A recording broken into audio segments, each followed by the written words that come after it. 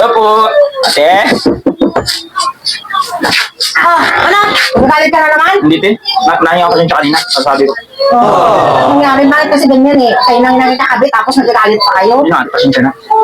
Nabigla lang ako. Ba't balik pa? Ano yung problema mo? Bumalik ka ba? Hindi, pasensya na kuya, pasensya na. Ha? Pasensya na. At nagkamali ako kanina. Ayusin mo. Ano, maglalamba ka? Hindi. Oo. Tapos ano, nasa mo loob muna. Kabago-bago mo rito eh. Ilang taon ako katira dito eh. Nasa loob mo mag-call sa amin ah. Palis mo na yan mamaya. Pasensya mo sa atin mo. Huwag ako. Pasensya na kuya.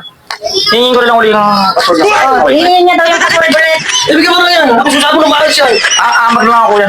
O sige, yun dapat yan. Mo mag-ambag ka. Hindi yung ikaw nasa loob na mag... Siya pa mag-aalit.